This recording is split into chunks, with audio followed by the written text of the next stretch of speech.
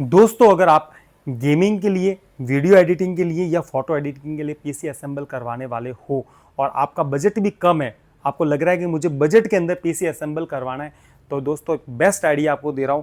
आप मदरबोर्ड खरीदो तो ये वाला खरीदना 310 वाला। अब स्टार्टिंग में इसके जेड हो या एच हो, इससे कोई फर्क नहीं पड़ता। आपको 310 का मदरबोर्ड खरीदना है।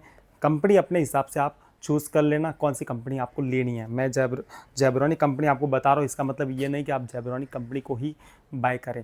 दोस्तों ये मदरबोर्ड आपके लिए क्यों खास होने वाला है, क्योंकि दोस्तों बता दूं आपको कि अगर आप मान लो आज पीसी असेंबल करवाने वाले हो i3, i5 या i7 के अंदर 6 जनरेशन का पीसी असेंबल करवाने वाले हो और आपको लग रहा है आने वाले टाइम के अंदर मुझे उसके अंदर 8 या 9 जनरेशन की प्रोसेसर लगवानी है, तो इसी मदरबोर्ड के अंदर लग जाएगी। दोस्तों ये मदरबोर्ड 6 से लेकर 9 जनरेशन की प्रोसेसर को सपोर्ट करता है, भले वो i3 हो, i5 हो, i7 हो, तीनों के अंदर ध्यान रखना, ठीक है। और इसके अलावा 64 GB रैम को सपोर्ट करता है। इसके अंदर 64 GB तक रैम आप लगा सकते हो। मदरबोर्ड भी आपको ओपन करके बता देता हूँ। इसके अंदर इस तरह का एक केबल आता है, साटा केबल है, पीसी है, ड्राइवर की सीडी है, कैटलॉक है और ये इस तरह का मदरबोर्ड रहने वाला है, देख सकते हो ये इस तरह का। आपको बता दूं इसके मदरबोर्ड के अंदर 2 स्लॉट दिए हुए रैम के लिए, देख सकते हो। इसके अंदर आप 32 GB DDR4 की रैम लगा सकते हो, लेकिन जब भी आप मदरबोर्ड पीसी असेंबल कराओ तो 8 GB DDR4 की रैम 2 लगा दोगे तो दोस्तों बहुत हो जाती है। आप इसके अंदर यहाँ पर प्रोसेसर लगवा सकते हो। मान लो आपने 6 जनरेशन की प्रोसेसर लगवाई है तो आप आने वाले टाइम में इसमें 8 और 9 जनरेशन की प्रोसेसर भी फिट करा सकते हो। आपको एक्स्ट्रा को खर्चा करने की जरूरत नहीं, सिर्फ प्रोसेसर आपको ला के लगानी रहेगी। इसके अलावा इसके अंदर ये देख सकते हो M2 का स्लॉट दिया हुआ है। दोस्तों ध्यान रखना, जो आज की तारीख में M2 का स्लॉट मदरबोर्ड में आता है, जब भी M2 का स्लॉट आता है तो ये वाली SSD गलती से भी मत लगवाना। इस SSD की स्पीड होती है 600 Mbps तक की स्पीड, इसकी अधिकतम स्पीड होती है।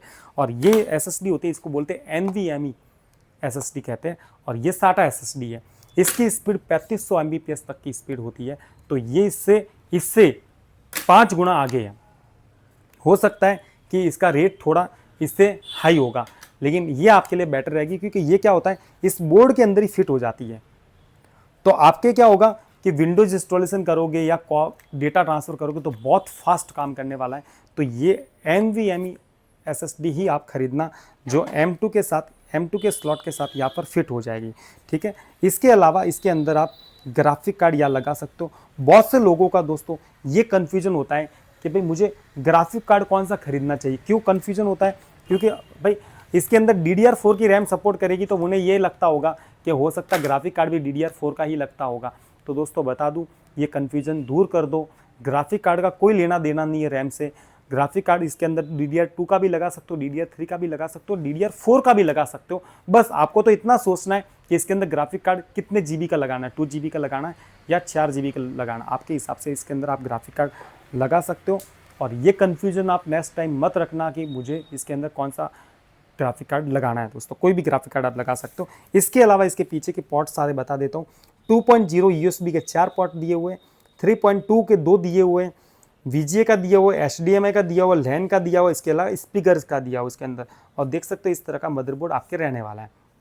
तो दोस्तों जब भी आप पीसी असेंबल करवाने जाओ, अब बजट के अंदर असेंबल करवाने वाले हो, आने वाले टाइम में आपको लग रहा है कि मुझे अपग्रेड कराना है, तो ये मदरबोर्ड ही खरीदना। इसी प्रकार के टेक्निकल वीडियो देखने के लिए मेरे चैनल को सब्सक्राइब कर लेना, अपने दोस्तों को भी शेयर कर लेना। Thank you.